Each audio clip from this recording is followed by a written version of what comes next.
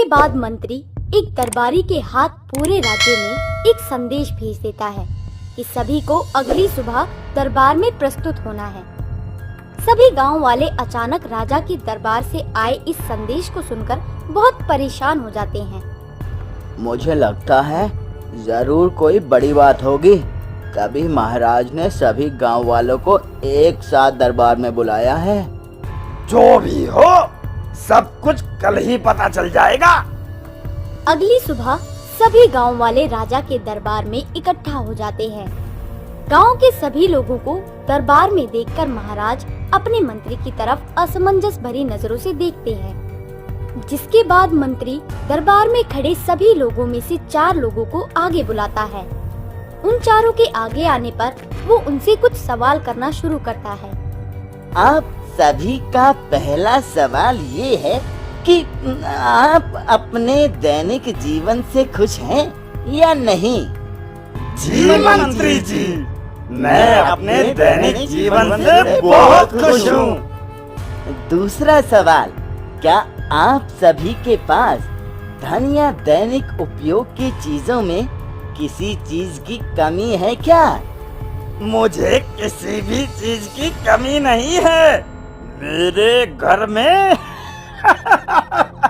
तो सब कुछ भरपूर मात्रा में भरा हुआ है। जी, मेरे घर में तो 4 गायें और 12 मुर्गियां हैं। उनके होते हुए मुझे किसी चीज की कमी नहीं हो सकती। मेरा तो कारोबार ही बर्तनों का है, जो 12 महीने चलता है, इसलिए मुझे कभी किसी चीज की कमी नहीं होती। मैं तो गांव के सबसे अमीर लोगों की गिनती में आता हूँ। प्रजा के उत्तर सुनकर महाराज बहुत खुश होते हैं और सबको वापस जाने का आदेश दे देते हैं। सभी लोगों के वहाँ से जाने के बाद राजा मुस्कुराते हुए मंत्री की तरफ देखते हैं। अब तुम्हारा क्या कहना है? नहीं महाराज, मैं तो संतुष्ट नहीं हूँ, और अगर आप आदेश दें तो मैं कल फिर कुछ लोगों को महल में बुलाना चाहता हूँ, जिन्हें हम आपके खास बगीचे में भेजेंगे। नहीं, मैं उस बगीचे में किसी को भी जाने की अनुमति नहीं दूंगा। महाराज, आप गुस्सा ना हो, मैं बस आपको कुछ दिखाना चाहता हूँ, जिसके लिए मुझे उस खास बगीचे की जरूरत पड़ेगी। मंत्री की बात से राजी होकर महाराज महल के पीछे बनी झील को पार करके बनाया हुआ अपना खास बगीचा, जिसमें देश विदेश के फूल, फल और बहुत सुंदर सुंदर पेड़ होते हैं, वो सभी प्रजा के लिए खोल देते हैं। मंत्री जी, आपके ऊपर भरोसा करके मैं अपना ये खास बगीचा आम प्रजा के लिए खोल रहा हूँ। अगर कुछ भी गड़बड़ हुई तो उसका दंड आपको ही मिलेगा। जी महाराज, मुझे बिल्कुल मंजूर है। मंत्री गांव में खबर फैला देता है कि महाराज प्रताप सिंह एक दिन के लिए राज्य के कुछ गिने चुने लोगों को अपने खास बगीचे में प्रवेश करने की अनुमति दे रहे हैं। मंत्री की बात सुनकर पूरे गांव में हलचल मच जाती है। सभी राजा के खास बगीचे को देखने के लिए उत्सुक होते हैं, लेकिन मंत्री गिने चुने लोगों को अगली सुबह महल आने के लिए बोलता है। मंत्री के निमंत्रण से खुश होकर वो सभी लोग अगली सुबह बिना किसी देरी के महल पहुंच जाते हैं। आप सभी का स्वागत है। इसके बाद मंत्री सभी को एक थैला देता है और उन्हें बगीचे के अंदर ले जाता है। लोग बगीचे की खूबसूरती देखकर एकदम स्तब्ध रह जाते हैं। वाह, कितना सुंदर और आलीशान बगीचा है। आज के लिए आप सभी को ये छूट है कि आप इस बगीचे में से जो चाहे वो ले सकते हैं। मंत्री की बात सुनकर सभी बहुत खुश होते हैं और बगीचे से अलग अलग प्रकार के फल व फूल तोड़ने लगते हैं। शुरुआत में थैला भरकर फल तोड़ने के बाद बगीचे में कुछ आगे चलकर लोगों को चांदी व सोने के फल दिखते हैं, जिसे देखकर उनके मन में लालच आ जाता है। अरे वाह, सोने और चांदी के फल। इन्हें लेकर तो मैं बहुत अमीर हो जाऊंगा।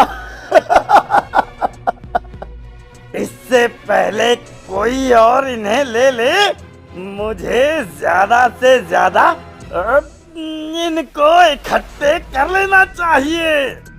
इसके बाद वो सभी पहले से इकट्ठा किए फलों को वहीं फेंककर सोने व चांदी के फल इकट्ठा करने लगते हैं। देखते ही देखते कुछ देर में बगीचे का हाल बेहाल हो जाता है। ये सब देखकर राजा बहुत दुखी होता है।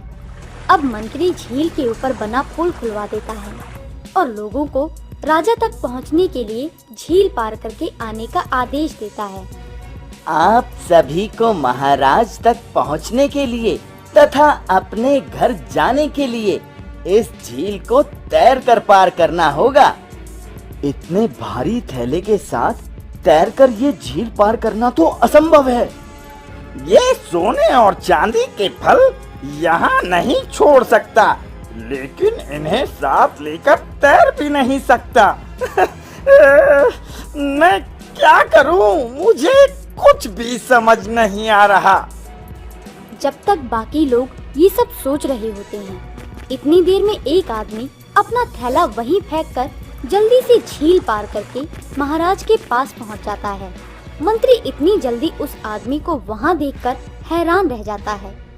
तुमने एक बार भी नहीं सोचा और थैला फेंककर यहाँ आ गए। ऐसा क्यों किया तुमने? जनाब, मेरे थैले में सिर्फ फल थे, इसलिए मुझे कुछ सोचने की जरूरत नहीं थी। आदमी की बात से राजा बहुत खुश होते हैं। इसके बाद धीरे धीरे सभी लोग दुखी मन से अपने अपने बोरे बगीचे में छोड़कर झील पार करके महाराज के पास आ जाते हैं। आप सबका धन्यवाद।